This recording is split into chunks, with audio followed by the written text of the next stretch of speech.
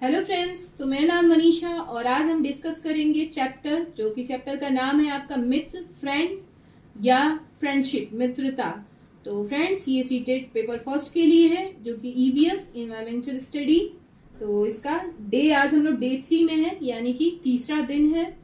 और फ्रेंड्स, ऐसे कर करके हम लोग सारे चैप्टर्स को अच्छे से पढ़ लेंगे। और इसको मैंने हैंड रिटन किया हुआ है, यानी कि ये हाथ से लिखा हुआ नोट्स है और ये बिल्कुल आसान भाषा में मैंने आप लोग के लिए तैयार किया हुआ है। तो इसमें कोई भी चीज आपको रटने की जरूरत नहीं पड़ेगी। एंड फ्रेंड्स, वीडियो को स्टार्ट करते हैं। स्टार्ट करने से पहले मैं आपसे एक रिक्वेस्ट करना चाहूंगी कि प्लीज आप वीडियो को सब्सक्राइब कर दीजिए, वीडियो को लाइक कर दीजिए, चैनल को सब्सक्राइब कर दीजिए, जिससे आने वाली नई नई वीडियो आप तक आसानी से पहुंच जाएगी। तो फ्रेंड्स, बिल्कुल बेसिक से हम लोग हर चैप्टर में हम लोगों ने बिल्कुल बेसिक से पढ़ा है। तो यहाँ पे भी हम लोग बेसिक से समझेंगे बिल्कुल मित्र क्या है, मित्रता क्या होती है, ये सारी चीजों को हम लोग इसमें डिस्कस करेंगे। मित्रता के प्रकार क्या है। तो फ्रेंड्स, वीडियो को स्टार्ट करते हैं। तो जो बच्चे के साथ खेलते हैं, कामों में सहयोग करते हैं, वे ही मित्र कहलाते हैं। तो मित्रता इंसानों के बीच पारस्परिक प्रेम या स्नेह का भी संबंध होता है। इट मीन्स इमोशनल अटैचमेंट भी क्या होता है, पाया जाता है। तो फ्रेंड्स, मित्रता के प्रकार देखते हैं कि मित्रता कितने प्रकार की होती है। तो फर्स्ट नंबर है सही दोस्ती या मित्रता, और सेकंड नंबर है आनंद के लिए मित्रता, एंड थर्ड है इच्छुक मित्रता या उपयोगिता के लिए मित्रता। तो फ्रेंड्स, अब इन तीनों जो प्रकार हैं, इन तीनों को भी पढ़ लेते हैं और बस इसको हम लोग एक बार डिस्कस करेंगे और हमारी चीजें जो कॉन्सेप्ट है हमारा बिल्कुल क्लियर हो जाएगा। तो फ्रेंड्स, सबसे पहले देखते हैं सही दोस्ती यानी कि ट्रू फ्रेंडशिप क्या होता है। तो इसमें अपने दोस्त पर या मित्र पर पूर्ण विश्वास होता है। वह प्रत्येक स्थिति में हमें सहायता प्रदान करता है। तो फ्रेंड्स, यहाँ पे ये आप लोगों को देखने को मिला है कि अपने दोस्त या मित्र जो भी हैं, फ्रेंड्स पे पूर्ण विश्वास होता है।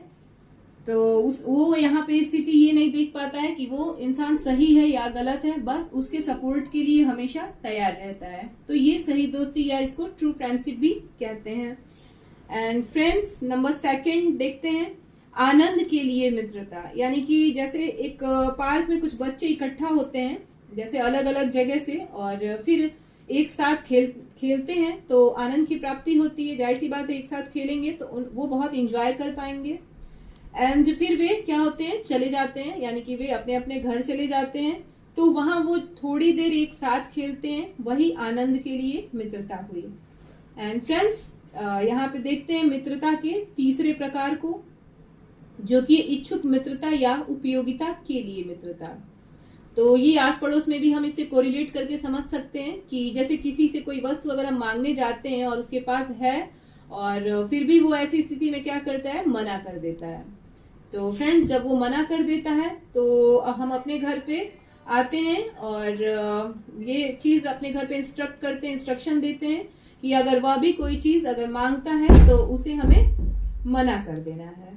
तो इसको ऐसे समझ लेते हैं कि ये हमारे लिए क्या हुई, इच्छुक मित्रता या उपयोगिता के लिए मित्रता हुई। जैसे कि किसी वस्तु की इच्छा या पाने के लिए मित्रता, बस ये मित्रता इतने तक के लिए ही सीमित होती है। तो आई होप आप लोग तीनों जो है मित्रता के प्रकार को अच्छे से समझ लिए होंगे। एंड ये बहुत इंपॉर्टेंट है जो मैं अगला डिस्कस करने जा रही हूँ टॉपिक। मित्रता से बच्चे में क्या लाभ प्राप्त होता है, इससे हमेशा क्वेश्चन पूछता है। तो इसमें देखते हैं, सबसे इसका आसान सा उत्तर है कि मानसिक विकास होता है। तो फ्रेंड्स, अगर आपसे क्वेश्चन वहां पे पुट करता है कि मित्रता से बच्चे में क्या लाभ प्राप्त होता है, तो आप वहां पे आंसर लिखेंगे या ट्रिक करेंगे, मानसिक विकास होता है। क्योंकि बच्चे लगभग समान उम्र के होते हैं तो वे एक दूसरे से अपने विचार जो है क्या करते हैं, स्वतंत्र रूप से शेयर कर पाते हैं। इट मीन्स बांट पाते हैं। तो वहां उनकी स्वतंत्रता से अभिव्यक्ति अपनी कर लेते हैं, जिससे उनका क्या हो जाता है, मानसिक विकास बहुत तेजी से होने लगता है। एंड फ्रेंड्स, नेक्स्ट हम आप आते हैं यहाँ पे संबंध, यानी कि रिलेशनशिप को पढ़ते हैं कि रिलेशन क्या होता है। तो इसको भी बहुत आसान शब्दों में हम समझेंगे और बहुत ज्यादा इस पे बहुत बड़ा नोट्स बनाने की जरूरत नहीं है। और इसको आप जब एक बार समझ लेंगे तो ये आपकी कॉन्सेप्ट जो आपका है ये बिल्कुल क्लियर हो जाएगा। तो फ्रेंड्स, स्टार्ट करते हैं। भावनात्मकता, रक्त यानी कि ब्लड, इमोशनली या और ब्लड के और शादी जो है मैरिज के आधार पर एक दूसरे से जुड़ना भी क्या कहलाता है? संबंध कहलाता है। यह ऐच्छिक भी होता है, यानी अगर चाहे तो भी होता है, जैसे कि मित्रता। तो भावनाओं के आधार पे, यानी कि अभी हम लोग प्रीवियस में भी हम लोगों ने डिस्कस किया था कि भावनाओं के आधार पर क्या होती है? मित्रता। एंड रक्त के आधार पर, तो रक्त के आधार पे आप लोग को पता ही है, जैसे माता पिता पुत्र हैं या पिता पुत्र पुत्री हैं, जो भी, तो ये क्या होते हैं? ब्लड रिलेशन होते हैं। एंड फ्रेंड्स, नेक्स्ट है शादी के आधार पर, यानी कि माता पिता और चाचा चाची, दादा दादी, ये लोग क्या हो गए? ये शादी के आधार पर इनका संबंध बनता है। यानी जब शादी होती है तो संबंध यहाँ पे होता है, बनता है। तो संबंध के प्रकार कितने हैं? तो संबंध के 2 प्रकार हैं। तो मेनली ये 2 ही प्रकार है, और पूछता है अगर वहां पे, तो हमें ये 2 ही प्रकार बताना है कि शादी के आधार पर और रक्त के आधार पर।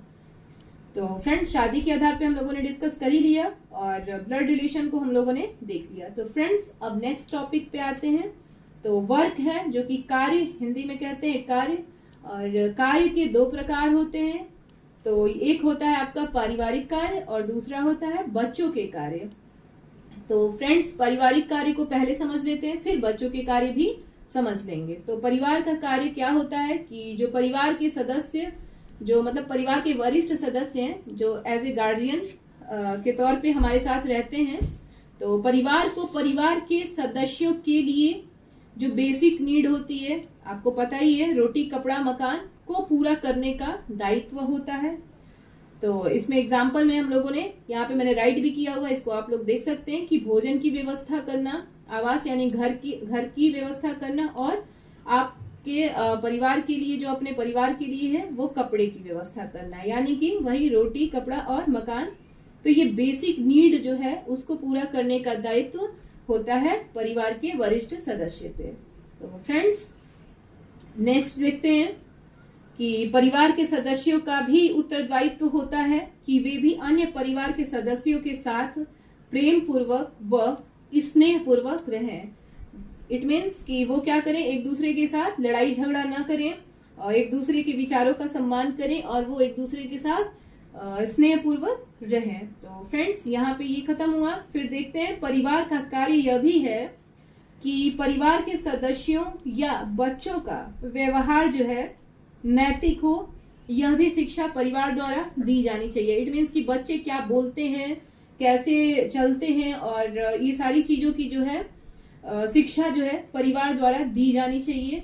तो ये भी परिवार का एक कार्य हुआ कि नैतिक शिक्षा भी परिवार के वरिष्ठ सदस्यों द्वारा दिया जाना चाहिए।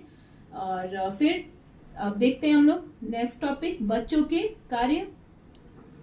तो ये कार्य के 2 प्रकार में, एक हम लोगों ने समझ लिया पारिवारिक कार्य, और दूसरा समझेंगे बच्चों के कार्य। तो बच्चों का कार्य यही है कि वह खेलना व दी जा रही शिक्षा के अनुसार व्यवहार करना।